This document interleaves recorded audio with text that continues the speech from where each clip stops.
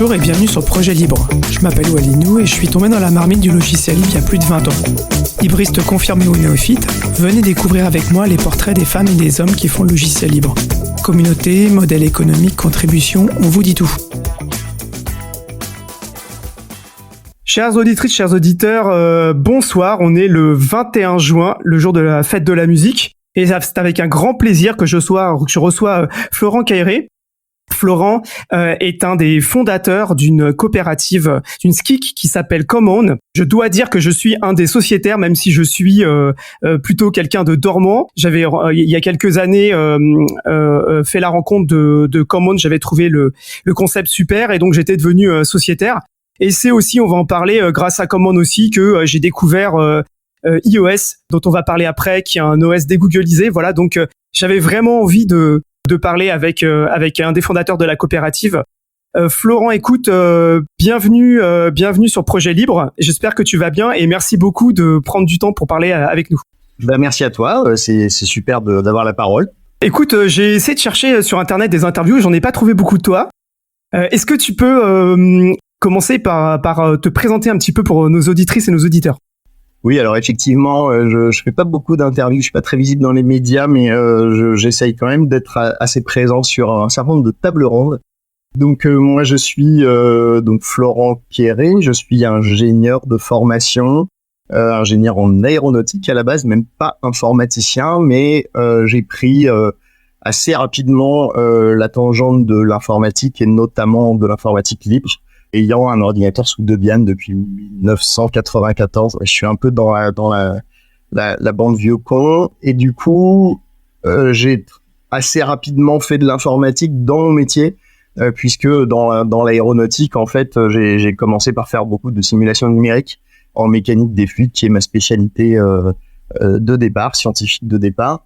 Et puis, assez rapidement, ce milieu m'a pas tellement plu, notamment en termes d'ambiance, quoi. C'est quand même très vertical comme mode de management. C'est des boîtes anciennement militaires. D'ailleurs, on travaillait sur aussi des projets militaires. Et donc, moi qui étais passionné d'aéronautique, petit à petit, la passion a diminué. Celle de l'informatique est restée. Et j'ai rejoint un petit groupe de copains de promo qui voulaient monter une boîte. Et donc, je me suis dit, bah allez, c'est parti. Je me lance là-dedans avec, à la base, aucune fibre entrepreneuriale. Hein. Mes deux parents sont fonctionnaires. C'est pas du tout une culture familiale. Donc, ça a été assez compliqué au début. Par contre, j'ai trouvé un petit peu plus de sens. Je me suis mis à utiliser beaucoup de logiciels libres pour puis à y contribuer. Et petit à petit, j'ai utilisé des technologies assez innovantes qui étaient développées à l'époque par Logilab, que j'ai fini par rejoindre en fait après avoir beaucoup utilisé le framework CubicWeb pour mes projets dans ma boîte précédente. Voilà, et ici, chez Logilab, j'ai beaucoup travaillé sur la partie informatique scientifique, pour essayer de mettre des technologies du web dans la gestion des données scientifiques, donc faire de la gestion de données scientifiques propres pour faire des belles chaînes de calcul, problématiques que j'avais très très bien abordées dans le domaine de l'aéronautique. Voilà, et donc petit à petit, je me suis mis à beaucoup contribuer sur du logiciel libre, à ne plus pouvoir m'en passer vraiment. J'ai participé chez Logilab à des super projets, et notamment dans le domaine de la production d'énergie. Bon, voilà, j'ai fini par partir, notamment pour Strasbourg, hein, quitter Paris et partir pour Strasbourg. Et là, je me suis mis en quête d'un projet qui était vraiment très, très aligné avec mes valeurs. Donc, je voulais du libre, je voulais de la coopération aussi, parce qu'une des grandes frustrations que j'avais en travaillant chez Logilab, c'est que on avait tellement de boulot qu'il était assez difficile de collaborer avec d'autres entreprises. Donc, j'avais essayé de bosser avec une jolie boîte d'une copine qui faisait de la simulation numérique en mécanique des fluides, et ça avait été très compliqué parce qu'on n'arrivait pas à trouver des façons de coopérer et des intérêts à coopérer suffisamment solides pour que la relation dure longtemps. Et donc ça a été une grande frustration. Donc voilà, je me suis mis à chercher un projet qui alliait logiciel libre, coopération et écologie. Et en fait, en me baladant dans les groupes d'utilisateurs de Linux, j'ai fait la rencontre de Eli. On s'est assis l'un à côté de l'autre, on a dit toi tu fais quoi dans la vie? Toi tu fais quoi? Voilà, on a raconté un petit peu nos histoires et on s'est rendu compte que Eli, qui portait un projet associatif à l'époque, qui était celui de Common, cherchait des associés pour passer en SCIC. Et un des rôles qui lui manquait était un rôle de technicien et beaucoup sur les aspects de logiciels libres. Moi, j'ai carrément flashé pour le projet. Le lendemain, j'étais bénévole pour l'association. Et puis, quelques mois après avoir complété l'équipe, on s'est en SCIC en tout début janvier 2018. Tu vis logiciel libre et pour toi, le logiciel libre, qu'est-ce que ça représente vraiment qui fait que tu peux plus t'en passer? En fait, pour moi, c'est simplement de la connaissance, quoi. C'est-à-dire que je m'imagine mal garder secret des théorèmes de mathématiques. Pour moi, le logiciel, c'est pareil. C'est de la connaissance à l'état pur. C'est un commun qui est un bien public, en fait, qui est un bien d'intérêt général. Voilà, j'ai pas du tout envie que ce soit privatisé. Et puis, il me paraît totalement contre-intuitif d'utiliser quelque chose dont on ne sait pas ce qu'il fait. Donc, le logiciel privateur, c'est exactement ça. On installe un truc sur son ordinateur qui n'est même plus vraiment son ordinateur quand on installe du logiciel pas libre dessus, puisqu'on ne sait pas ce qu'il fait. Moi, je veux bien donner ma confiance à des choses, mais que je puisse ouvrir le capot est strictement nécessaire pour accorder ma confiance. Et c'est ce que permet le logiciel libre. Alors en plus, il a un rôle émancipateur énorme, notamment dans des pays du tiers-monde, les pays en voie de développement. Aujourd'hui, sans le logiciel libre, je pense qu'ils auraient zéro compétence en informatique. Et aujourd'hui, je trouve que ça donne une chance à des gens qui n'en avaient aucune. T'as évoqué le nom de Common. Moi, je l'ai présenté aussi au tout départ en t'introduisant. Est-ce que tu pourrais commencer par nous expliquer ce qu'est le projet Common? Je vais appeler ça dans un premier temps un projet, quoi. Quelle était votre idée de départ? Est-ce que l'idée de départ est toujours la même que maintenant ou est-ce que ça a évolué depuis le temps? Vous avez monté ça quand? Ouais, alors on l'a monté en 2018, la SCIC, sous forme de société, mais en réalité c'est un projet que Eli avait déjà lancé 1 an et demi avant, sous forme associative. Son idée de départ, elle est vraiment restée au cœur de Common. Évidemment, elle a un petit peu mûri et tout, heureusement, mais en réalité, tout était déjà extrêmement fouillé, extrêmement bien pensé. Le projet, il est articulé essentiellement autour de trois piliers vraiment principaux. Le premier, c'est un modèle économique. En réalité, c'est-à-dire que le modèle économique a été choisi pas du tout par hasard, en partant du constat que l'obsolescence du matériel électronique, qui est vraiment une catastrophe parce que produire du matériel électronique, ça fait beaucoup de dégâts à la fois humains et écologiques, et donc avoir une obsolescence sur ces produits, c'est vraiment un gâchis phénoménal de ressources, essentiellement de ressources naturelles. Il faut savoir ce que c'est qu'une mine pour avoir une idée de ce que c'est que de mettre un téléphone à la poubelle. C'est vraiment catastrophique. Donc le point de départ, c'est il faut lutter contre l'obsolescence pour produire beaucoup moins de ces appareils, arrêter de les jeter par les fenêtres. Et donc pour ça, il faut revenir à la racine du problème. La racine du problème, c'est que les gens qui produisent du matériel aujourd'hui, ils les vendent. Et comme ils les vendent, ils ont un intérêt à en vendre plus. Et pour en vendre plus, il faut qu'il y en ait qui partent à la poubelle quelque part. Et donc, quand on est un gros acteur notamment, on n'a pas d'autre choix pour survivre que d'avoir des stratégies d'obsolescence. Et donc, les stratégies d'obsolescence sont extrêmement variées et extrêmement astucieuses parce que de toute façon, la survie de ces grands acteurs en dépend. Et donc, il n'y a pas que l'obsolescence programmée technique qui fait régulièrement la une des journaux grâce à l'association Halte à l'obsolescence programmée, qui a vraiment mis un beau coup de pied dans la fourmilière. Mais il y a plein d'autres mécanismes, notamment la pub, le marketing, qui vous arrête pas de toute la journée vous glisser à l'oreille que quand même vous avez vraiment un appareil de naze. Il faut absolument en changer si vous voulez avoir l'air cool, quoi. Voilà, donc la pub est vraiment le plus gros mécanisme d'obsolescence qui puisse exister. Et le deuxième, mais vraiment de très près, c'est le logiciel, en fait. Et notamment, le logiciel non libre. Le logiciel est vraiment le truc qui permet, alors même le logiciel libre, en réalité, même si ça me fait mal de dire ça, c'est vraiment le truc qui rend les appareils obsolètes par manque de mise à jour, en fait, essentiellement, de mise à jour de sécurité, parce que les mises à jour de sécurité, ça coûte cher. Puis les acteurs n'y ont pas intérêt, encore une fois, notamment les Qualcomm, enfin les fabricants Mediatek, les fabricants de puces ont pas du tout intérêt à ce que le logiciel soit maintenu trop longtemps, parce qu'à ce moment-là, leurs puces, ils peuvent pas les remplacer, ils peuvent pas vendre des nouvelles puces. Voilà, Common part de ce constat-là et dit bon, il faut arrêter de vendre. Alors quand on a dit ça, on n'a rien dit, il reste à construire tout un tas de trucs. En fait, en réalité, ça fait déjà 30 ou 40 ans qu'il y a des gens qui ont fait ce constat. Notamment Rank Xerox, par exemple, qui s'est mis à vendre non pas des photocopieuses, mais des photocopies. Et du coup, la solution à ça, c'est de vendre l'usage d'un appareil au lieu de vendre un appareil. Ce qui oblige le fournisseur à réparer son appareil au lieu d'en vendre un nouveau, parce qu'en réalité, il n'a plus d'intérêt économique à mettre un nouvel appareil sur le marché. Il vaut mieux réparer l'appareil parce que ça coûte moins cher, puisque ce qu'on vend c'est l'usage. Bah en fait c'est une sorte de location. Alors attention, hein, il y a des acteurs de la location qui font vraiment pas le job. On transforme le modèle pour que l'intérêt écologique et l'intérêt économique coïncident. Voilà. Donc l'intérêt écologique est de faire durer l'appareil, et c'est exactement pareil pour l'intérêt économique. Plus il dure, plus on aura rentabilisé l'investissement de départ. Donc c'est de la location sans option d'achat. Voilà, alors ça c'est le deuxième truc assez important, c'est qu'effectivement, à partir du moment où on donne une option d'achat, et ben en fait on retombe dans les mécanismes d'obsolescence, on les a juste retardés, c'est tout. Mais on n'a pas vaincu le mal à la racine, et on trouve même aujourd'hui des offres de location complètement hallucinantes du genre, je crois que c'est Samsung qui fait ça, c'est écrit sur notre site web quelque part.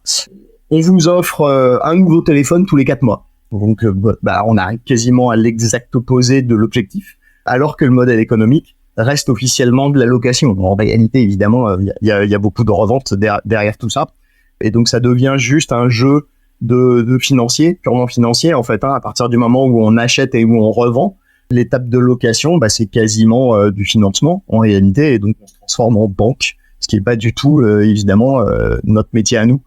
Nous, on fait beaucoup de services pour arriver à faire durer les appareils le plus longtemps possible, en conseillant les gens, en faisant en sorte de réparer les appareils, en faisant en sorte de les protéger, en faisant en sorte de les mettre à jour, de les mettre à niveau, s'il faut les mettre à niveau, hein, augmenter la RAM, ce genre de choses, augmenter l'espace de stockage, aider les gens à transférer leurs données, à ne pas les perdre, etc.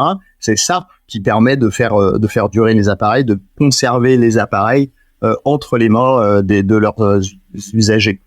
Je fais une première digression avant d'oublier, parce que quand je t'entends parler, j'ai l'impression d'être au boulot.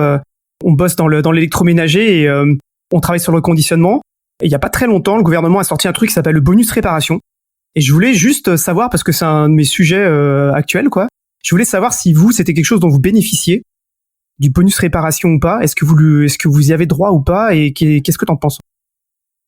En fait, en gros, l'idée, c'est que le gouvernement applique un bonus, c'est-à-dire, en fait, en gros, quand tu fais réparer ton appareil, s'il est cassé et s'il répond à un certain nombre de critères, la personne qui le répare et qui est agréée va appliquer une réduction et ensuite va s'adresser à un éco-organisme pour récupérer, en fait, le bonus pour soi. Voilà.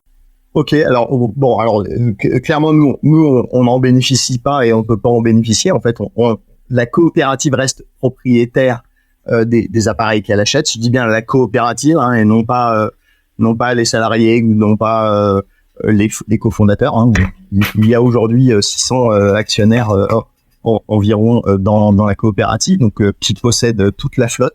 Donc clairement, on peut pas bénéficier de ce genre de mécanisme. Alors qu'est-ce que j'en pense en réalité? Je suis assez dubitatif là-dessus parce que je me dis que ça va produire essentiellement un effet d'aubaine et que les réparateurs vont juste augmenter leurs tarifs du montant de la subvention. Mais c'est l'expérience qui me fait parler essentiellement parce que j'ai vu exactement la même chose quand j'étais étudiant et qu'on a dit regardez, on va augmenter les APL. Les loyers ont augmenté très exactement du même montant que les APL quasiment instantanément. Donc en réalité, c'est un peu des subventions déguisées à une certaine industrie. Alors après, c'est quand même pas l'industrie qui me déplaît le plus. Hein. La réparation, je trouve que c'est une activité extrêmement saine. Je serais très très content que un grand nombre de réparateurs voient le jour.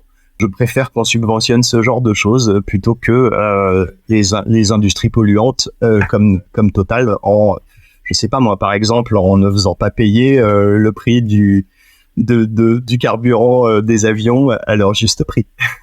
On est d'accord. Je referme cette parenthèse pour revenir sur Common. Donc moi j'ai connu Common en 2019 et à l'époque de mémoire vous étiez très focus sur les smartphones, sur les téléphones. Et puis après vous êtes diversifié aussi.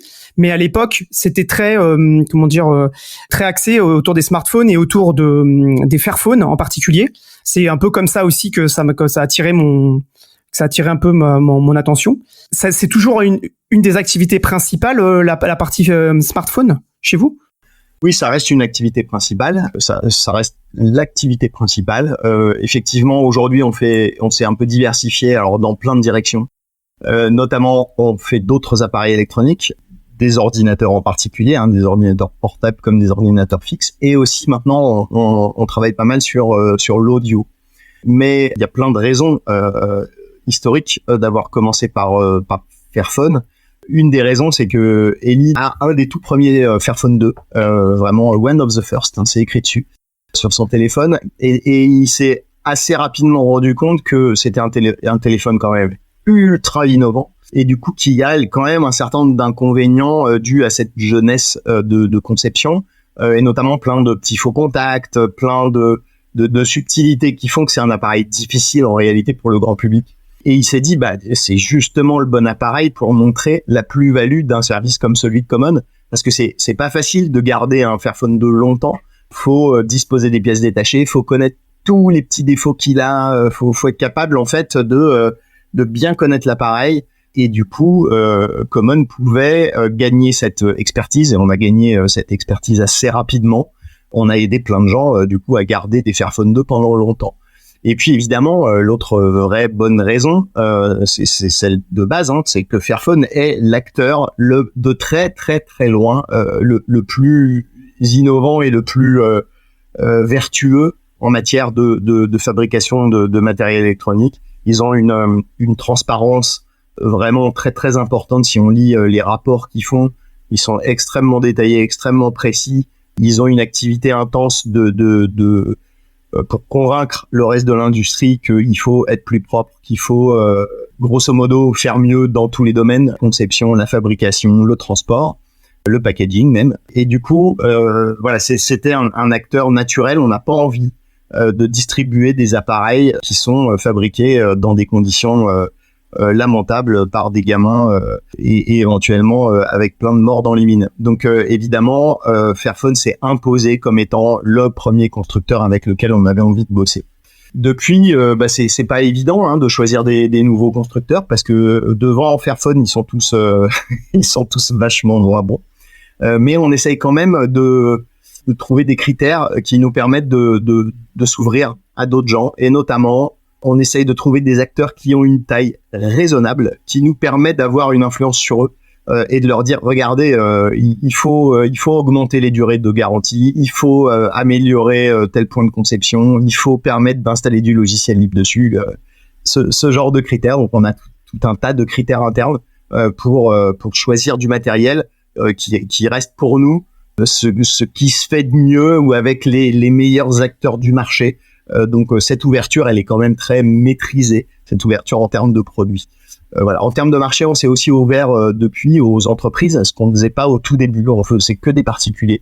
Maintenant, on fait des entreprises. On a beaucoup de clients entreprises. Ça représente maintenant plus de la moitié de notre chiffre d'affaires. Et puis, on a aussi des clients collectivités territoriales. Et puis, on est en train d'essayer de développer ce marché. C'est beaucoup plus difficile, beaucoup plus long, mais on pense que c'est intéressant.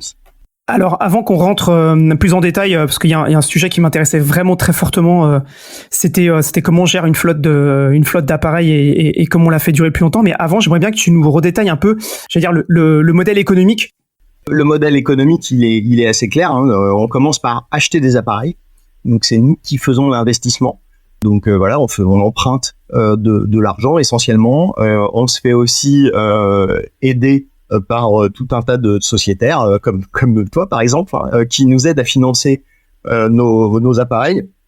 Ils nous aident comment ? En nous prêtant de l'argent, en prenant ou en prenant une partie du capital, ce qui nous permet d'arriver et de dire aux banques, regardez, on a beaucoup de capital, vous pouvez nous prêter beaucoup d'argent et pour pas cher. Voilà, on est globalement assez bien suivi par les banques, pas trop par les capitaux risqueurs, sauf des particuliers. La première difficulté, c'est trouver de l'argent.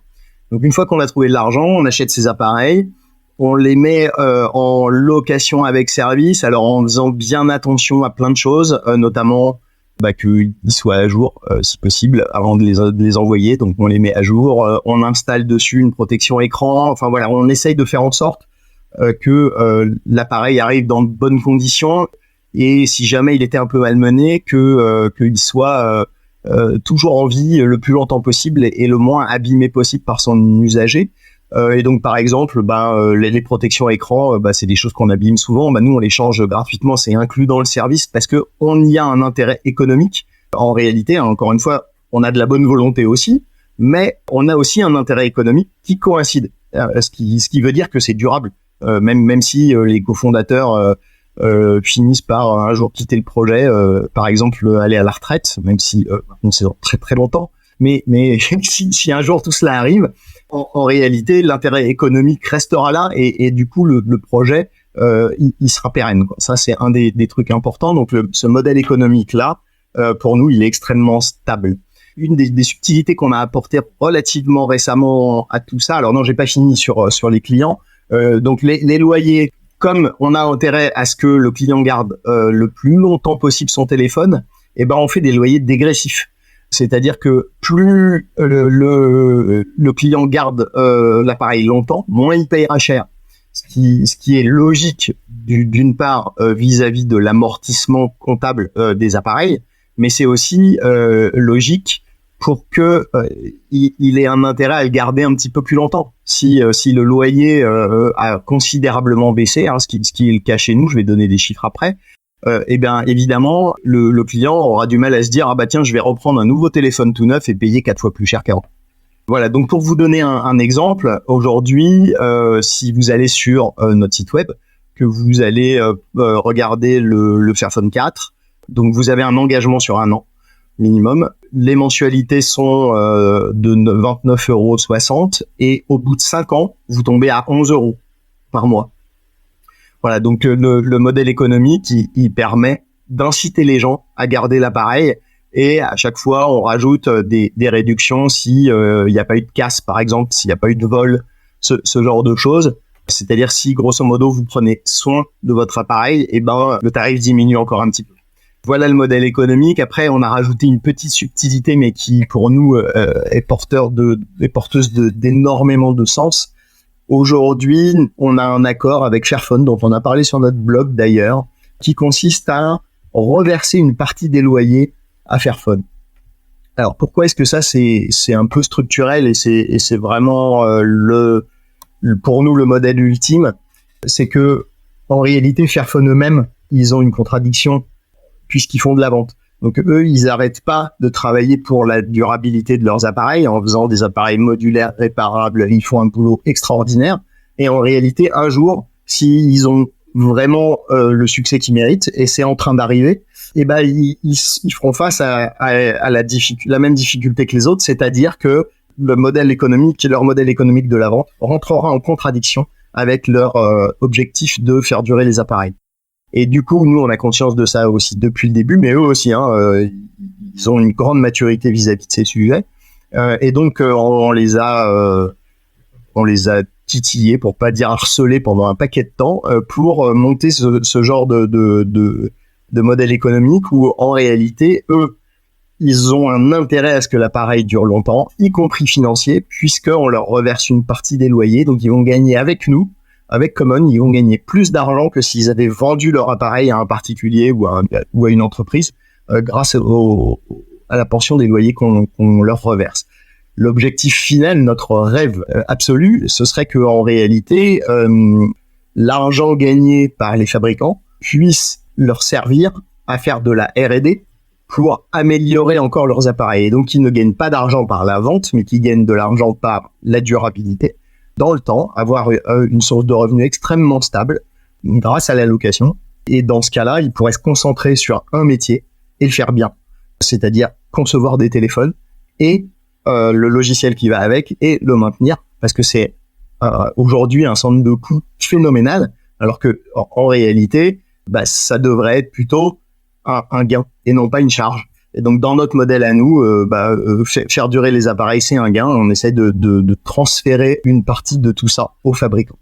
Voilà, et on a mis en place ça avec d'autres gens, comme Way Open Computing par exemple, qui nous fournit une bonne partie de nos ordinateurs portables sous Linux.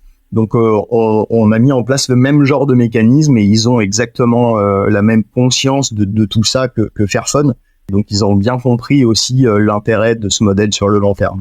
C'est intéressant parce que pour avoir parlé aussi à un moment avec les gens de Fairphone, le logiciel, ça demande un nombre incroyable d'ingénieurs et ils suivent les versions d'Android. C'est quelque chose qui est extrêmement complexe. C'est toujours courir après derrière. À un moment, ils avaient fait leur propre version d'Android, puis je pense que derrière après ils l'ont abandonné finalement parce que je suppose qu'ils devaient pas avoir forcément les reins assez solides pour pouvoir la maintenir, qui était déjà à l'époque dégooglisé quoi. OpenOS, Fairphone OpenOS, ouais, tout à fait. Ouais. À l'époque, j'avais un Fairphone 2 avec, c'était assez cool. Donc, vous avez commencé par les téléphones. Après, vous avez fait les ordinateurs. Maintenant, vous êtes sur typiquement des casques audio, ce genre de choses. Ça, c'est quand même assez cool parce que quand on a un casque, je sais pas moi, un casque Bluetooth, par exemple, et qu'on doit le démonter, souvent, en fait, on le casse, quoi. Et puis, c'est pas quelque chose qui est du tout mis en avant par les constructeurs, la réparabilité. Donc là, c'est aussi, je suppose, donc un travail permanent de sourcing de nouveaux matériels que vous allez pouvoir mettre, puisque dans tous les cas, il y a un moment ou un autre, on arrive, on a beau faire de la non-obsolescence programmée, il y a un moment ou un autre, c'est juste comme, je sais pas moi, un Fairphone 2, il y a plus de pièces, quoi. Donc là, je suppose, vous vivez avec vos pièces. Voilà, alors ça, c'est vachement intéressant que tu abordes cette question des pièces détachées. En réalité, nous, des pièces de Fairphone 2, on en a encore plein. Pourquoi est-ce qu'on en a encore plein ? Parce qu'on a encore plein de téléphones. Contrairement aux constructeurs, tout simplement, Fairphone, eux-mêmes, ils ont plus de pièces de Fairphone 2. Ils en ont moins que nous. Ils pourraient nous en demander. On les garderait pour nous, d'ailleurs. On les garde jalousement parce que c'est ce qui nous permet de réaliser la promesse qu'on fait à nos clients de faire durer les appareils le plus longtemps possible. Une des choses qu'on fait et pour lesquelles qui limite notre diversification en termes de nombre de modèles, c'est que justement, on a un intérêt à avoir la flotte la plus uniforme possible pour pouvoir prélever dessus le plus longtemps possible des pièces détachées sur notre propre flotte. Notre propre flotte devient un réservoir de pièces détachées. Quand on peut plus acheter de pièces détachées à l'extérieur, chez le constructeur en particulier, on démonte des appareils. Il y a toujours des appareils qui ont une panne donnée, mais dont la grande majorité des composants restent parfaitement opérationnels. Et donc, on peut les démonter et les remonter sur d'autres téléphones qui sont cassés, qui sont en panne, etc. Et on prolonge comme ça la vie de vieux appareils. Sur cette partie purement hardware, est-ce que vous faites des réparations ? Je sais pas, je sais pas, des soudures, des trucs comme ça, etc. Ou alors est-ce que vous avez juste un ensemble de pièces et puis il y en a une qui marche pas, on change le module caméra puis on en met un autre à la place ? Alors, c'est une excellente question parce que on est en plein en train de travailler sur ce sujet-là. Je sais pas comment tu fais d'ailleurs parce que c'est vraiment extrêmement d'actualité pour nous. Je vais même dans 15 jours à un congrès à Grenoble qui s'appelle Sustainable ICT, SICT, pardon, qui justement parle de durabilité dans l'électronique et on va y rencontrer un super prof d'électronique de Grenoble, Vincent Grenra, avec qui on va discuter justement de la possibilité de monter en compétence sur des réparations un peu de bas niveau, j'ai envie de dire. Et donc aujourd'hui, nos compétences sont extrêmement limitées en la matière. On n'a pas encore dans l'équipe de grosses pointures en électronique qui seraient capables de nous mettre au point des réparations, de débugger des problèmes difficiles, etc. Honnêtement, c'est encore un peu tôt pour nous. On n'a pas un volume suffisant d'appareils avec des pannes de ce type pour justifier un emploi à plein temps dans ce domaine, clairement pas. Mais du coup, on commence par coopérer avec d'autres gens dont c'est le métier. Donc, de temps en temps, on sous-traite une réparation. Clairement, à terme, on a envie de monter en compétence parce que ça va faire partie du métier de base, quoi.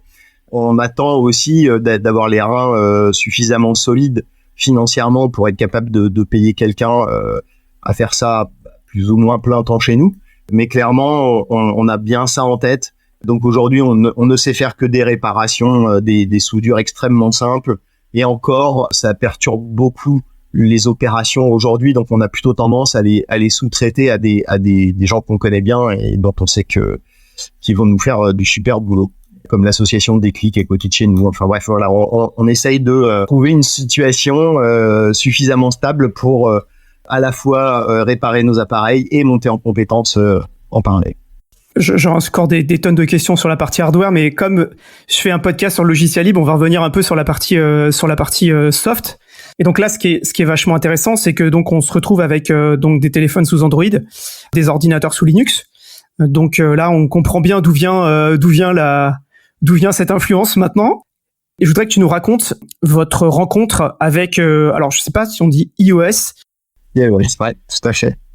Juste pour les auditeurs et les auditrices qui connaisseraient pas, iOS, c'est un OS donc basé sur Android Open Source Project, sur lequel toutes les couches Google ont été enlevées et qui a été monté par quelqu'un d'assez connu qui s'appelle Gaël Duval, qui est quelqu'un qui a monté à l'époque Mandrakesoft, donc distribution Linux que nous avons connue quand nous étions jeunes, qui a fait plein d'autres trucs. Et moi, je l'ai essayé la première fois en 2019 sur un Moto G de 2015.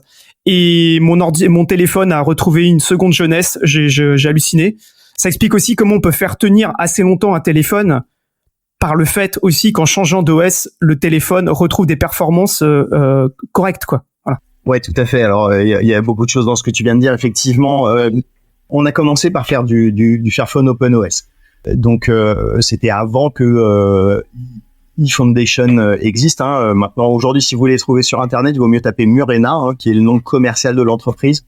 iOS, c'est impossible à trouver sur les moteurs de recherche. Donc, tapez Murena comme une murène, mais avec un A à la fin. Donc, aujourd'hui, on est partenaire, c'est-à-dire que on a même monté un collectif ensemble. On a cofondé un collectif qui s'appelle Fairtech, à la fois avec Fairphone, Telecop, qui est un acteur très intéressant et très important pour nous aussi, la Fondation I et Common. Et ensuite, on a aussi d'autres opérateurs téléphoniques coopératifs dans d'autres pays, Witel, par exemple, en Allemagne. Donc, voilà, c'est effectivement un partenariat qui est vraiment intéressant pour nous. On s'est rencontrés comment ? Tout simplement, quand nous, on a vu ce que c'était que maintenir du Fairphone OS. Fairphone OpenOS, pardon. Donc, c'était un OS purement AOSP, donc très basique, avec très peu de fonctionnalités un petit peu avancées. Le GPS marchait pas bien.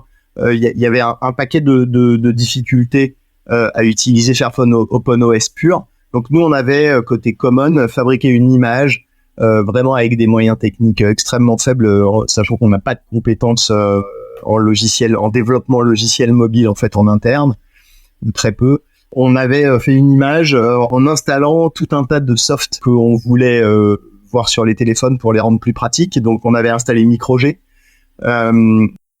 Attends, MicroG, est-ce que tu peux expliquer ce qu'est MicroG ? Parce que c'est un peu la pièce maîtresse, quoi. C'est carrément la pièce maîtresse, t'as raison. Donc, MicroG, en gros, c'est un logiciel qui va émuler les API de Google, c'est-à-dire les services de Google, qui va émuler les services de Google de telle façon que même les applications qui sont installées sur le téléphone ne se rendent pas compte de la différence. C'est-à-dire qu'elles croient faire appel à un service de Google du genre localise-moi, ou il y a bien d'autres choses dans MicroG, mais je m'arrête là et puis je suis pas forcément très compétent pour rentrer dans le détail. Et du coup, MicroG cache aux applications le fait que Google n'est pas là.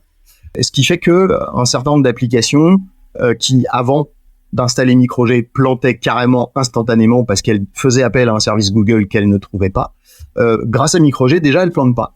Voire, elle restitue un fonctionnement rigoureusement similaire et avec le même genre de performance que avec les services de Google. Et donc ça, c'est la pièce maîtresse parce que ça permet d'installer des applications parfaitement standards sur un téléphone sans Google. Et donc iOS est aussi reparti de là, Lineage plus MicroG, plus une grosse quantité de travail donne iOS. Donc nous on avait fait ce constat que c'était quand même pas facile de distribuer à nos clients du Fairphone OpenOS, mais ça avait rencontré un succès phénoménal. On s'attendait pas du tout à ça. Bon, faut dire qu'on a eu une bonne couverture presse, on a eu un super article dans les DNA avec même un encart en une des DNA, donc le journal emblématique de la région Grand Est. Et donc, ça nous avait fait une super pub. Et on avait, à un moment, un tiers de nos commandes qui étaient sous Fairphone Open. J'aurais jamais pensé. Je pensais que c'était ça a été un truc pour les geeks. Ouais, nous au début on s'est dit bon bah allez, on va tenter le coup. De toute façon, on est des libristes, on a envie de le faire, allons-y. Et on a été hyper surpris du succès. Et pas que nous, hein, c'est-à-dire que c'est des stats qu'on a remontés à Fairphone, ils étaient ébahis quoi. Et du coup, on espère que grâce à ça, que c'est un petit peu grâce à nous que ils ont monté ensuite un partenariat avec iOS.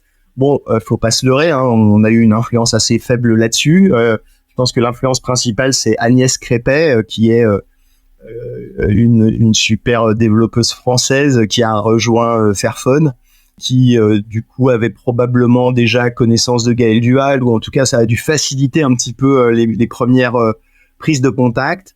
En tout cas, ils ont monté un partenariat aujourd'hui avec iOS, et iOS est quasiment sorti sur Fairphone 4 dès le début, quoi, au bout de 2 mois, quelque chose comme ça. Donc on voit qu'ils travaillaient depuis longtemps, que ce partenariat il marche du feu de Dieu.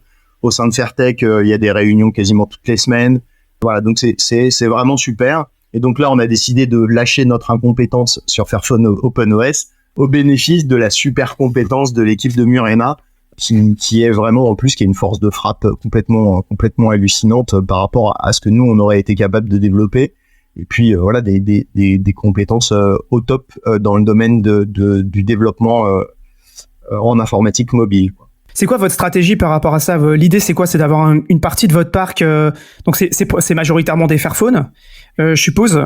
Ouais. Vous allez avoir une partie de votre parc qui est en Android, stock quoi, enfin pas stock mais ouais. Android Fairphone, et puis une partie qui est avec comment ça va se passer pour vous? En fait, la façon dont ça se passe aujourd'hui et depuis longtemps maintenant, et ça marche très bien, c'est qu'on reçoit tous les téléphones avec l'OS du constructeur, évidemment. Souvent, de toute façon, on est obligé de les mettre à jour. Parce qu'au bout d'un moment, nous comme on en achète en grande quantité, forcément, l'OS, il a déjà reçu 2 ou 3 mises à jour avant qu'on les mette sur le marché, parfois. Donc voilà, de toute façon, on va flasher les téléphones. Donc on offre la possibilité à nos clients de dire en fait moi je veux pas Fairphone OS, je veux pas que tu mettes à jour Fairphone OS, oublie, je veux iOS. Et donc on facture ça 25 €, hein, c'est quand même pas très cher pour les gens qui n'ont pas encore commandé leur téléphone, et on leur installe Fairphone OS, iOS pardon, et puis on leur envoie le téléphone direct. Après il y a aussi les gens qui se disent bon bah moi je veux passer à iOS et j'ai déjà un Fairphone de chez vous, mais qui était sous Fairphone OS, est-ce que vous pouvez m'aider à passer à iOS? Et donc là, on offre un autre service qui peut apparaître complètement délirant à certains, mais c'est on prend un téléphone, on installe iOS dessus, un téléphone identique au leur, on leur envoie et on récupère le leur. On leur laisse 15 jours entre les mains, qu'ils puissent jouer avec les deux, transférer un petit peu des données et tout ça, et hop, font la main sur iOS, et puis ils nous renvoient le téléphone sous Fairphone OS, et c'est réglé. Donc nous, ça nous pose aucun problème. De toute façon, nos clients, ils peuvent installer le logiciel qu'ils veulent sur le matériel de Common. C'est pareil sur les ordinateurs. Hein. S'ils veulent installer autre chose que Ubuntu, ils ont parfaitement le droit de le faire. Après, ça peut poser quelques problèmes au support. En pratique, ça pose pas de problème. On demande juste aux gens de nous dire, si vous avez installé un autre OS que celui de base, dites-le nous. Comme ça, au moins, on perdra pas trop de temps à vous expliquer un truc qui n'a pas lieu d'être sur votre OS. Et puis après, si l'OS que vous avez installé, on le connaît vraiment pas, vous aurez un service de moins bonne qualité, c'est-à-dire qu'on pourra moins vous aider sur l'usage. Mais par contre, on garde évidemment tous les services liés au matériel. Changement de batterie quand elles sont usées, etc., etc., quoi. Prise en charge des pannes, des casses, etc. Donc voilà, ça marche très bien. On est content de faire la promotion du logiciel libre. C'est pour nous notre ADN. Et en réalité, aujourd'hui, par exemple, des Fairphone 2, on a refait une opération il y a pas très longtemps qu'on a appelé Frankenphone pour faire revivre des téléphones qui sont morts pour tout le monde ou presque, et pas pour nous. Donc on a pris des Fairphone 2 qui étaient encore sous Fairphone OS. Donc Googleisé et tout ça, on a viré Google parce que ça marchait plus, c'était devenu vraiment trop lourd pour un Fairphone 2. En installant iOS dessus, l'appareil il revivait quoi. C'est exactement l'expérience que tu décrivais tout à l'heure. C'est tellement plus léger que un Android de base que ça fonctionne beaucoup mieux sur des appareils moins puissants. Et donc ça prolonge la vie des appareils de manière En fait, ce qui est intéressant dans votre modèle, c'est que si on va sur le site de Murena et qu'on regarde, moi j'ai choisi mon téléphone parce que je voulais mettre iOS dessus. J'ai pris un téléphone qui était supporté, je l'ai acheté en reconditionné et j'ai mis moi-même comme un grand le truc. Mais vous, en tant que, on va dire, gestionnaire d'une flotte assez conséquente, vous pouvez à l'avance, en gros, savoir et potentiellement peut-être avoir un peu de poids pour avoir le support d'un certain nombre de matériel que vous auriez. Et l'autre question, c'est, parce que ça, j'ai pas creusé, c'est quelle est la politique de iOS?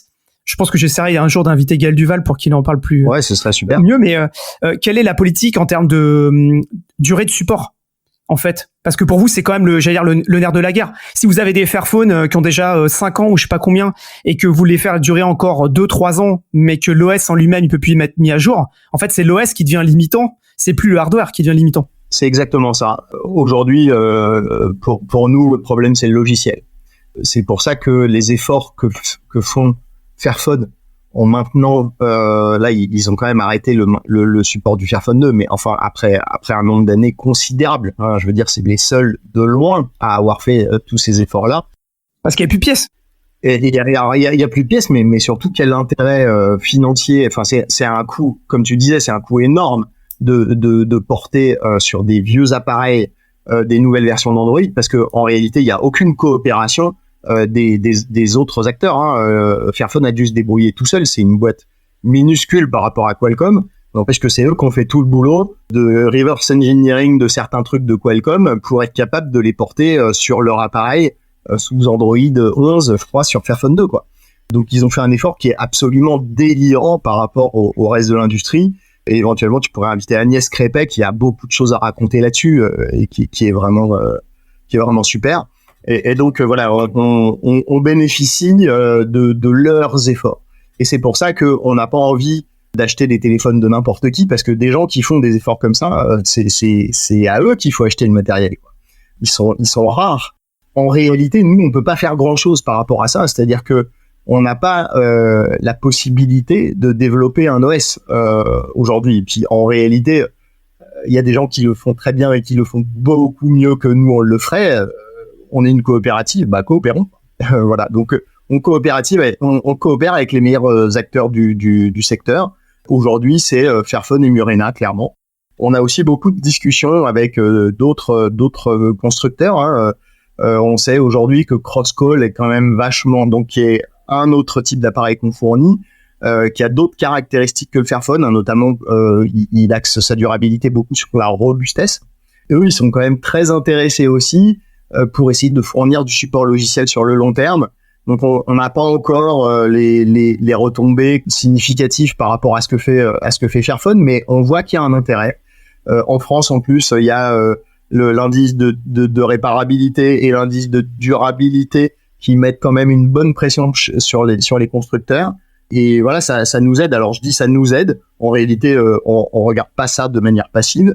On participe de manière très très active au groupe de travail sur l'indice de réparabilité à l'époque et sur l'indice de durabilité aujourd'hui, parce que pour nous c'est la clé en réalité. Et donc on s'est battu pour faire intervenir la communauté du libre et même certains services de l'État qui étaient complètement négligés dans cette affaire, pour que le logiciel libre figure dans la notation de l'indice de durabilité, c'est-à-dire que les constructeurs, ils aient idéalement des obligations, mais un intérêt, une incitation à permettre l'installation propre de logiciels libres sur leur matériel pour pouvoir les faire durer longtemps. Voilà, donc on a Adrien qui travaille de manière extrêmement intense dans ces groupes de travail-là, toujours en coopération avec les grands acteurs du libre et les grands experts du libre qui nous aident à fournir, à construire des argumentaires, etc. Alors, Deux questions. Il y en a une qui est sur le côté hardware, une qui est sur le côté software. Sur le côté hardware, à ma connaissance, il y a pas vraiment d'open hardware, de choses en open hardware qui tiendraient vraiment la route pour tous les jours pour faire du téléphone. Autant pour les ordinateurs, les problématiques sont un peu différentes puisqu'un ordinateur, à part le passage de 32 à 64 bits, qui fait que bon, il y a des OS qui tournent plus. Pour le reste, bon ben, moi j'ai des ordinateurs qui ont 10 ans, ils tournent toujours quoi. On peut toujours changer le disque dur ou la RAM, ça se passe bien. Autant pour les téléphones, c'est quand même vachement différent. Donc la première question c'était est-ce que vous regardez un peu côté open hardware, est-ce que vous avez repéré des trucs qui potentiellement demain pourraient être intéressants? Et la deuxième c'est côté plutôt software, c'est est-ce qu'il y a des outils libres, des services libres qui vous manquent pour mieux gérer toute cette flotte de matériel que vous avez? Voilà. Alors ouais, sur le premier point, l'open hardware. On est intimement convaincu, bien sûr, comme libriste, que il faudrait du open hardware dans beaucoup de domaines et que en réalité c'est une des solutions clés pour faire disons pour lutter contre le gros boom qui va nous arriver avec la crise climatique, qui risque de nous empêcher de fabriquer du nouveau matériel, qui risque de nous, ou au moins de manière centralisée. Enfin bref, il y a beaucoup d'enjeux autour de l'open hardware et de la crise climatique.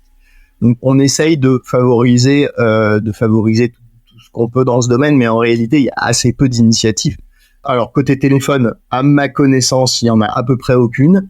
Fairphone avait quand même publié un certain nombre de choses très intéressantes, notamment sur le Fairphone 2 à une époque. Aujourd'hui, je crois qu'ils le font plus, essentiellement à mon avis plus par manque de temps que par que autre chose. C'est un peu dommage. Peut-être qu'on va leur en parler bientôt puisque c'est les 10 ans de Fairphone. Ils nous ont invité, donc on va préparer tout un tas de petites réunions et essayer de leur faire du feedback. Dès qu'on peut, on fait du feedback. Voilà, donc sur ces aspects-là, côté téléphonie, il y a quand même pas grand-chose qui se passe. Côté ordinateur, bon bah nous on a un petit peu participé, même plutôt beaucoup même à un moment à l'aventure de Kern Device. Kern Device qui est une entreprise strasbourgeoise aussi, c'est vraiment nos voisins, qui ont comme ambition de fabriquer un portable très modulaire, des composants extrêmement faciles à changer, etc. Et en fait, ils ont beaucoup de difficultés à démarrer ce genre d'activité qui est vraiment très très difficile et très intense en capital. C'est très difficile en France de monter ce genre de boîte. Et donc aujourd'hui, ils se sont entre guillemets rabattus pour le moment sur le développement d'un clavier en open hardware. Et ce projet est quand même vachement intéressant. Et donc là, on a mis un peu des efforts là-dedans. On espère que le clavier va sortir bientôt. Je crois que là, on est vraiment tout proche parce qu'ils ont réussi à le faire produire. Enfin, voilà. Donc il y a des initiatives, on les suit et on essaye de les soutenir avec nos moyens. Hein. Évidemment, on est common, quoi. On n'est pas une multinationale. Enfin, si techniquement, on est une multinationale. On fournit aussi nos services en Belgique et en Allemagne, mais on est quand même basé que en France. Hein. On n'est pas une multinationale et on n'a aucun moyen financier. Mais en réalité, on arrive à monter des projets pour aller chercher des subventions ensemble. Et donc, on a fait ça avec Kern Device. On a réussi à récupérer une subvention de 30 000 € pour eux et pour nous, pour essayer de faire avancer leur projet et le nôtre en même temps. Donc, on s'entraide et on espère que ça va donner des résultats. Après, aujourd'hui, il y a Framework au niveau des ordinateurs qui a quand même un peu tué le jeu. C'est-à-dire que pour nous, leur produit, il est absolument extraordinaire et unique au monde pour le moment. On aimerait bien qu'ils aillent beaucoup plus loin. Et là, je pense que par contre, on aura une influence extrêmement limitée sur eux parce que c'est quand même une boîte américaine très très montée par des anciens de Facebook. Enfin bref, c'est pas du tout le même monde que le nôtre, clairement. Mais et donc pour l'instant, ils vendent pas encore à des entreprises. On est en discussion avec eux depuis un certain temps. On va essayer d'acheter leur matériel pour le tester sur une flotte assez importante pour voir un peu si ça tient la route dans la durée. Mais en tout cas, le concept est top. Il y a pas mal d'open hardware là-dedans. Ils ont publié un certain nombre de leurs travaux, notamment le châssis. On peut facilement construire un châssis. Enfin, ils ont quand même bossé dans ce domaine-là et c'est cool. Maintenant, il n'y a pas que l'open hardware qui compte. pour faire durer les appareils, il y a rien de mieux que être capable de les réparer et d'avoir du coup une bonne doc de réparation, des schémas, des board view, etc. Et aujourd'hui, il y a très peu de constructeurs qui fournissent du matériel de qualité pour aider les réparateurs à travailler. Et donc, commençons par le commencement. Ce serait déjà chouette que ce soit que tous les constructeurs fassent ça. La deuxième question, c'était sur au niveau logiciel. Est-ce qu'il vous manque hardware, tu viens d'expliquer un peu, mais sur la partie logicielle, est-ce qu'il vous manque des services, est-ce qu'ils vont des logiciels libres pour boucher vraiment des trous dans votre offre ou de manière générale pour proposer un service de location? Est-ce qu'il y a des choses qui manquent vraiment? Plein. Alors, on va même recommencer de zéro. C'est-à-dire qu'aujourd'hui, nous, comme on est très très culturellement accès logiciel libre, et puis pas que culturellement, on a de bonnes raisons que j'ai essayé d'exposer de l'être. Malheureusement, on a plein de clients qu'il faut aller chercher là où ils sont. Donc et en particulier les entreprises. Nos offres en direction des entreprises, elles comprennent Linux. Bien sûr, on serait très content de fournir plein de Linux à des entreprises, mais en réalité, aujourd'hui, la plupart de ces entreprises prennent des machines sous Windows. Et donc, on leur fournit des machines sous Windows. Parmi les choses que on a envie de faire, du coup, c'est vraiment du conseil de transition de façon vraiment qualitative. Et aujourd'hui, on a assez peu les moyens de faire ça. C'est-à-dire que on aimerait être capable de dire à tous ces gens qu'est-ce que vous utilisez comme logiciel sous Windows? Ok, ça et ça. Ok, on a des remplacements en libre. Bon, ça, on sait déjà faire. Et on va vous aider à les mettre en place chez vous. Ça, par contre, on fait moins. On aimerait bien mettre en place des partenariats, mais faute de temps, on n'a jamais réussi. Mais on aimerait bien avoir des acteurs qui nous aident à aller prendre nos clients entreprises par la main et essayer de les amener à utiliser de plus en plus de logiciels libres, sans forcément d'un coup les faire passer à Linux, mais logiciel par logiciel, petit à petit, leur faire désinstaller tous les logiciels non open source de leur Windows, et puis un jour franchir le pas, parce qu'une fois qu'on n'utilise plus que du logiciel libre, changer d'OS, c'est hyper facile. Et il y a même que des bénéfices à le faire, hein, puisque c'est vachement mieux foutu, honnêtement, sous Linux, en toute objectivité, évidemment. Voilà. Donc, ça nous manque beaucoup. Mais c'est pas tout à fait du logiciel, c'est plus de la compétence, du conseil, voilà, une offre de service qu'il faudrait mettre en place.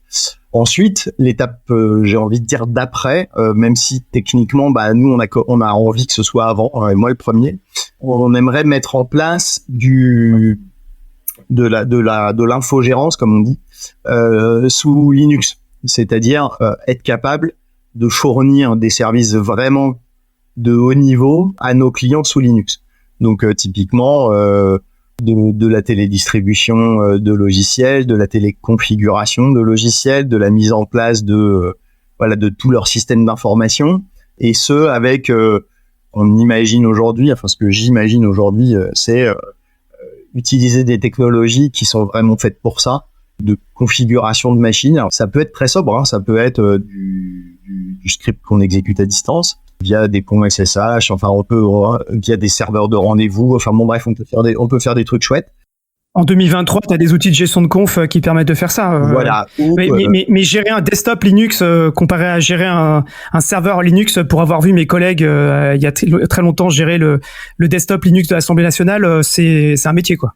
Ouais, tout à fait. C'est un métier, mais c'est celui qu'en réalité on a envie de faire.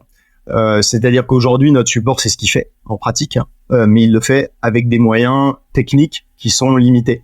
On fait oui des petites prises de contrôle à distance, etc. On a quand même des compétences en la matière, mais en réalité ça c'est bien pour des petites entreprises ou pour des particuliers. Mais on commence à avoir des clients un peu plus gros, ou qui ont besoin que ça marche au top, leur desktop sous Linux, et on a envie de leur fournir du service de meilleure qualité. Et oui, clairement, il y a Ansible, Salt, enfin, etc., toute une stack technique que de toute façon, moi, j'utilise tous les jours, puisque j'ai aussi mes ordinateurs en interne à gérer. On a quand même pratiquement une trentaine de salariés aujourd'hui, donc voilà, on peut plus gérer ça avec des bouts de ficelle, donc et on l'a jamais fait du reste. Donc évidemment, on a quand même une certaine technicité. Sauf que il faut construire toute une équipe pour être capable de faire ça. Aujourd'hui, c'est des moyens financiers de recrutement qu'on n'a pas. Mais on a recruté des jeunes quand ils étaient encore vraiment jeunes. On a essayé de prendre des bons en devenir, et ils sont bons. Ils ont été bons. On a bientôt des gens qui vont être ingénieurs en informatique, qui vont avoir des masters en informatique et tout ça, et qui ont bien l'expérience de comment ça marche le support chez Common, et du coup pourraient mettre en place ce genre de service de haut niveau, ou en tout cas acquérir les compétences qui sont nécessaires pour le faire.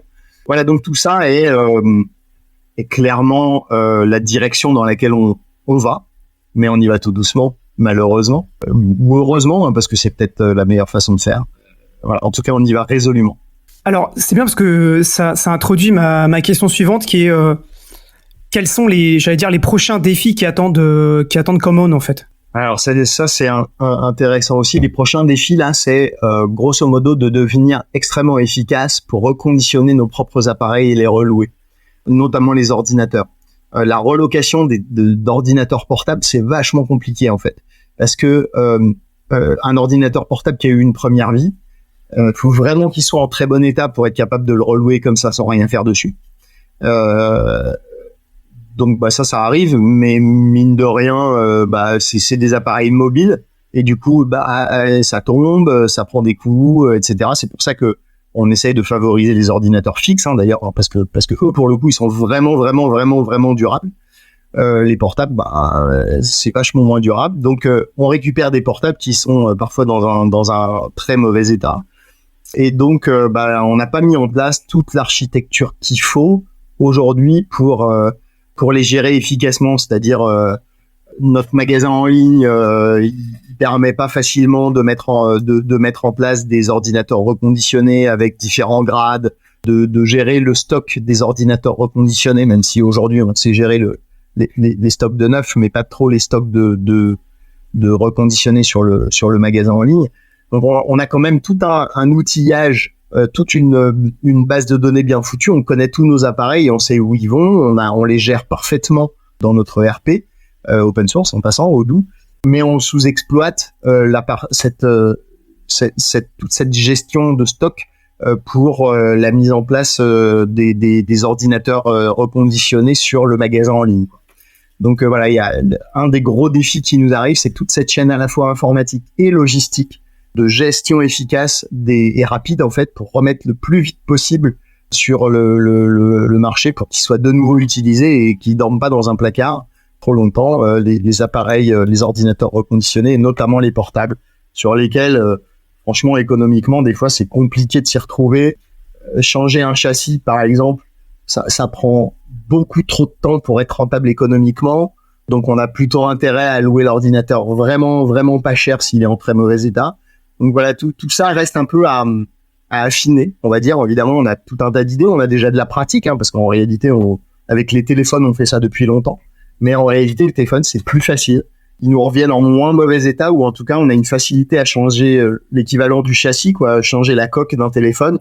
C'est en général facile et rapide, alors que changer le châssis d'un ordinateur, c'est très coûteux et très inefficace et très long. Donc on est moins avancé sur les ordinateurs que sur les téléphones. Oui, j'ai l'impression d'être au boulot et d'entendre mes collègues parler des cycles de reconditionnement du gros électroménager. Je comprends tout à fait.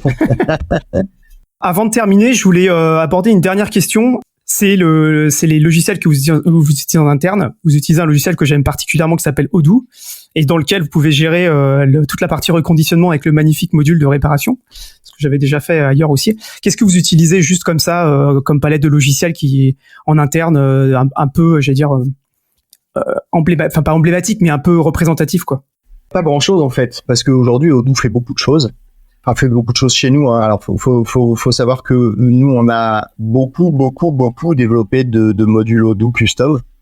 Un peu trop d'ailleurs, parce que malheureusement, c'est souvent la facilité au début, quand on connaît pas les milliers de modules qui existent dans la communauté open source de Odoo. Bon, ceci dit, en fait, notre activité, elle est quand même assez atypique, et du coup, on a quand même du mal à trouver des modules génériques qui correspondent à nos besoins. On fait vraiment beaucoup de choses dans Odoo aujourd'hui, à la fois le support, le magasin en ligne, la compta, la facturation, tout, en fait, à peu près tout, la gestion de projet. Enfin, on utilise vraiment beaucoup de choses de Odoo. Vous utilisez pas les modules de production pour générer des ordres de fabrication, des ordres de réparation, des trucs comme ça? J'ai fait une grosse expérimentation sur le Fairphone 2 qui a duré quand même longtemps. J'avais mis en place tous les modules Odoo qui sont liés à ça pour assembler des Fairphone 2 chez nous, pour avoir la traçabilité au niveau de la pièce, parce que j'ai pas raconté tout ça parce que ce serait sans fin, mais quand on recevait les Fairphone 2, quand on a démarré Common, les Fairphone 2, on les démontait tous, un par un. On relevait l'intégralité des numéros de série de tous les modules des téléphones. Et du coup, on avait une base de données intégrale de tous les modules de chaque téléphone. Ça, tu peux pas l'avoir au niveau soft, par du soft? Même Fairphone l'a pas, en fait.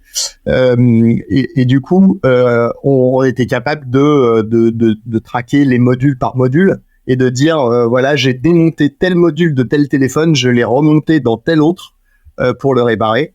Ou j'ai démonté tel module du téléphone, je l'ai envoyé à un client qui m'a renvoyé le module équivalent en panne et que je renvoie au constructeur sous garantie. Enfin bref, on était capable de gérer tout ça.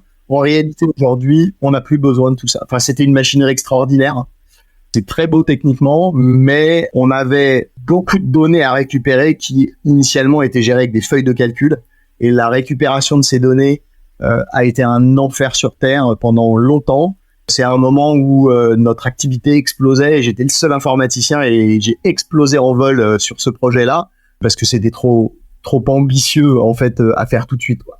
Donc peut-être qu'on refera ça un jour, c'est pas sûr. Aujourd'hui, on ne trace plus au niveau du module et du coup, on n'a plus besoin des modules d'assemblage, enfin des modules de fabrication et des recettes, des BOM, des fameux BOM de fabrication pour tracer au niveau des modules. Donc on s'en sert plus. On va arrêter ce sujet-là parce que je pense qu'on pourra en parler pendant des heures. Ouais, c'est un plus un sujet. Voilà. On arrive à la fin de cette entrevue. Je voulais te donner une tribune libre. Si tu as un message à faire passer avant qu'on se sépare, quel serait-il? Ouais, alors ça c'est intéressant parce que y a un trou dans la raquette parce que je suis un peu trop bavard. Un des sujets de Common dont on n'a pas du tout parlé, c'est le fait qu'on ait une SKIC. Et donc c'est la gouvernance d'une SKIC. En réalité, quand j'ai démarré par les 3 piliers au début de l'interview, j'en ai donné qu'un. Il en restait 2 autres, hein. C'était le choix du matériel, éthique, tout ça, construit pour durer, éco-conçu, etc. On en a quand même parlé après. Le 3e point, c'était on est une SKIC. Et on est une SKIC, c'est pas rien. Attends, SKIC, c'est Société Commune d'Intérêt Collectif. Alors c'est Société Coopérative. Coopérative, pardon. Collectif. Donc je vais juste parler de ce modèle qui pour moi est un modèle extraordinaire et un modèle d'avenir pour notamment faire face aux crises qui nous arrivent. Donc premièrement, c'est une coopérative. Ça veut dire quoi? Ça veut dire que c'est pas le capital qui gouverne. Et ça c'est vachement important. C'est-à-dire que c'est un modèle qui n'est pas un modèle capitaliste. Donc c'est pas 1 euro égale une voix, c'est une personne égale une voix. Qu'une personne ait les moyens de mettre 5000 euros sur la table et les moyens d'en mettre 100, elle a la même valeur en termes de gouvernance pour nous. Donc ça c'est vachement important, c'est-à-dire que voilà, c'est pas l'argent qui gouverne. C'est vachement important à plein de points de vue, dont la stabilité de la société, parce que si quelqu'un arrive avec 1 million d'euros, il peut pas dire c'est bon, je rachète toutes vos parts, allez vous faire voir. De toute façon, il pourra racheter toutes nos parts, ce sera avec plaisir qu'on lui vendra, mais il aura une voix comme tout le monde. On accueillera par contre son capital les bras grands ouverts parce que ça nous permettra d'acheter du matériel et ça c'est toujours bienvenu. Par contre, ce qui va avec le dégagez tous et je change votre projet, bah c'est pas possible. Donc une SKIC, on peut pas changer son projet comme ça. Et donc nous, on a des statuts dans lesquels sont gravées plein de choses dans le marbre, notamment le fait que notre objectif est de faire durer le matériel, et donc on pourra pas changer ça, même avec tout l'argent du monde. Le deuxième point, c'est que c'est une coopérative, mais d'intérêt collectif. Et alors là, on touche à un point très très intéressant, c'est-à-dire que une coopérative classique, c'est que grosso modo les salariés qui peuvent devenir des coopérateurs, à peu près, hein, c'est pas tout à fait exact, mais vraiment pas loin. Et donc ne participent à la gouvernance que les salariés. Dans une SKIC, c'est pas du tout le cas. puisque les salariés sont une composante comme une autre. Nous avons plein d'autres collèges, et notamment dans une SCIC, il est légalement obligatoire de rendre possible, voire facile, la prise de part par des utilisateurs du service. Et donc les clients doivent pouvoir devenir des actionnaires et du coup gagner du pouvoir. Et donc ça, c'est vachement important, parce que ça veut dire que les utilisateurs peuvent diriger l'entreprise et l'amener là où ils veulent qu'elle aille. Et donc l'entreprise, elle se met forcément au service des utilisateurs, et non pas comme on le voit avec un paquet de grosses entreprises, notamment pour aller, je cite les GAFAM parce que c'est ce qui nous agace le plus en tant que libristes. En gros, ils jouent pas, ils rendent pas service à leurs utilisateurs, ils se rendent service à eux avant tout. Et donc, quitte à piquer des données à leurs utilisateurs sans leur dire, etc. Nous, évidemment, on peut pas faire ça, et de manière structurelle. C'est-à-dire que c'est pas juste notre bonne volonté, c'est légal. On peut pas faire autrement. Et ça, c'est vachement important aussi pour nous, pour la stabilité du projet. C'est-à-dire que le jour où nous, on s'en va, on a un accident, un machin, un truc, c'est pas grave. C'est pas grave, merci pour nous, mais pas pour l'entreprise. Donc l'entreprise ne changera pas. Elle restera stable. Voilà, ce modèle de SCIC qui doit concilier des intérêts potentiellement divergents est vachement intéressant, parce que ça oblige à construire un modèle économique qui satisfait tout le monde, en réalité, et non pas celui qui a le pouvoir à l'instant T, quoi. Et donc, nous, au sein de la SCIC Common, on a des clients, c'est obligatoire, des salariés et des porteurs de projets. On est dans le même collège, on a le même poids. Nous, cofondateurs, on a le même poids que un salarié ou une salariée qui serait dans le même collège que nous.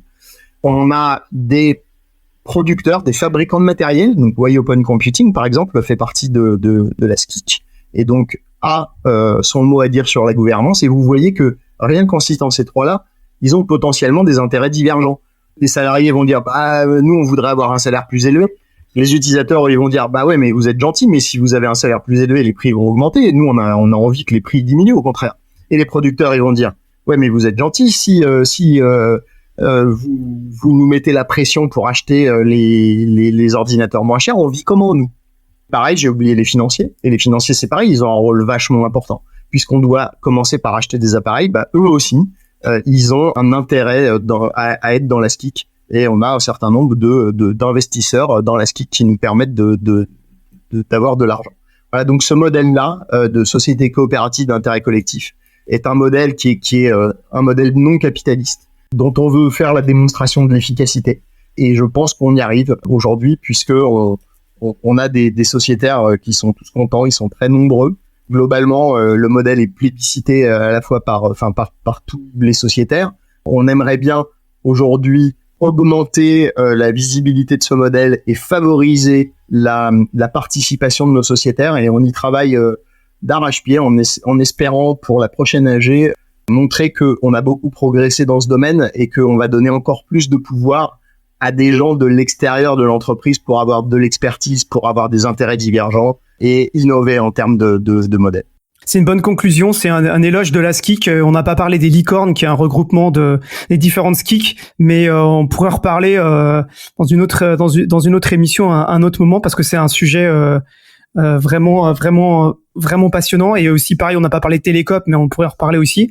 Ça fait plein de gens à inviter, ça va être super. Tu vas pouvoir avoir plein de super émissions avec des licornes. Je vais faire un deuxième podcast qui va s'appeler Projet SCIC ou Projet Licorne. Voilà, il faudra faire ça. Florent, merci beaucoup d'avoir pris ton temps pour parler avec nous. Merci à toi. Je suis tombé amoureux de Common la première fois que j'ai vu Adrien parler. On a parlé après la présentation que j'avais vue, et j'ai trouvé ça super. Et donc je voulais vraiment faire découvrir ce modèle, parce que je trouve que c'est hyper intéressant.